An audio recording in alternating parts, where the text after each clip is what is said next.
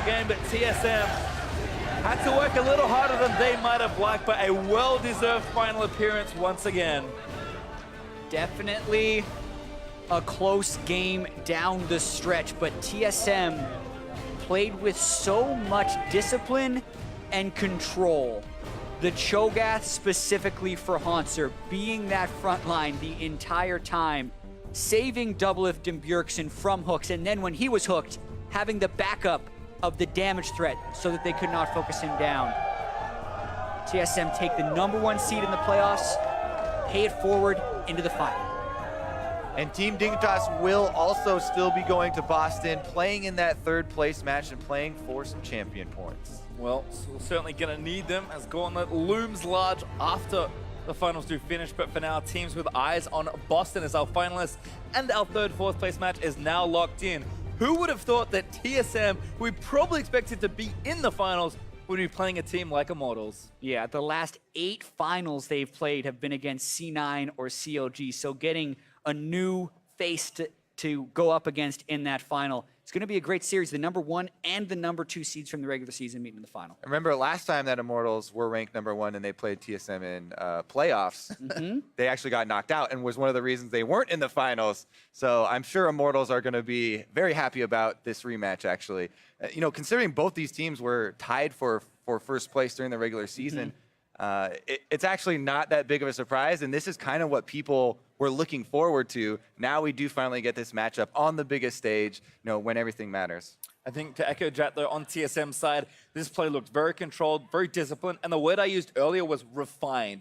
This is the kind of team that once upon a time, summer 2016, just but a year ago, would happily smash you in lanes and take the game that way. This is a team that is preparing, practicing, not just to win the 3rd final in a row, which has never been done, not just to sweep the year, which has never been done. We're looking towards as that 1st seed, and once again, to put up a better fight at Worlds. This team really wants to make sure they compete, not just domestically, but internationally as well, and that has always been their goal. Yeah, it's about legacy. They need to take care of business back home before they go off to China on the world stage, and they want to hit that with as much momentum as possible. But you know, whenever you're talking about championships and legacy with BJERGSEN, Reggie, or TSM, they really want to continue to dominate North America because that is so ingrained in TSM. Yeah, and they always have eyes past just the local competition here. And as you said, leading up to Worlds, they want to have a strong form as well. Even though North America is not going to have one of those extra pool 1 seeds, TSM want the rest of the group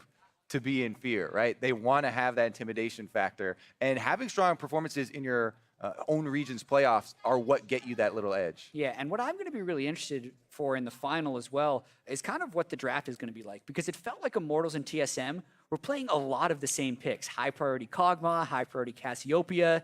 It's going to be a really fun one. Certainly should be, but to hear more about the series from the player's perspective, we're going to head stage segue overly as an interview with TSM's bot laner, Doublelift.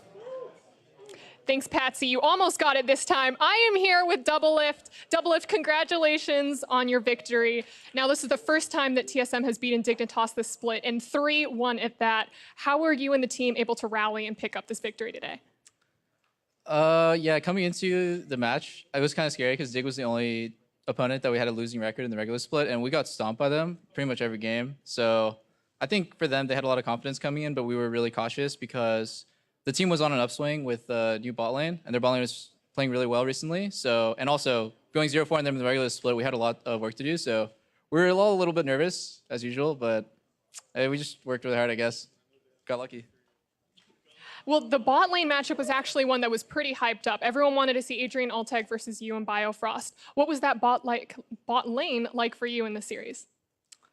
They aren't very good 2v2, but they're really good at setting up ganks with their Jeller. I think Shrimp is like he's like the 3rd bot laner on that team, and it's kind of annoying to play against that, but I think we did a good job of sponging up that pressure, you know, the Maokai TPs and the ganks and the Talia realms.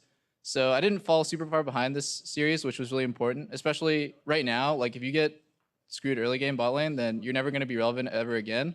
So it's really important to not make any mistakes in the first like 10 minutes against a team that's going to camp you. And that's pretty much what we did. Also, we 2v2 killed them. Peace.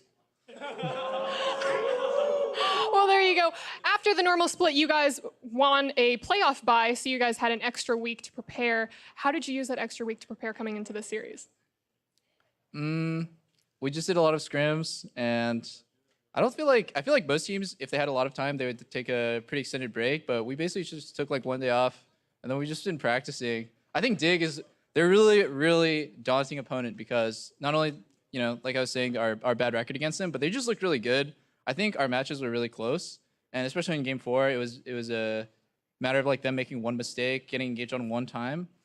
The game is super tense because neither team is making a lot of mistakes early game, so there's not a lot of snowballing. And then when it comes to like mid and late game, it's those little like minute decisions. So like we didn't want to take any breaks, we didn't want to do anything, we just wanted to practice. Well, you did it. You beat Dig today, but yesterday, Immortals Pobelter had some words to say. He said that he felt very confident in going against anyone next week in the finals. What do you have to say to that? The last time Pope won the finals, I carried him, so I think we're gonna beat Immortals in the finals. All right, well, good luck with that. And to wrap up our series, we're going to throw it over to the analyst desk.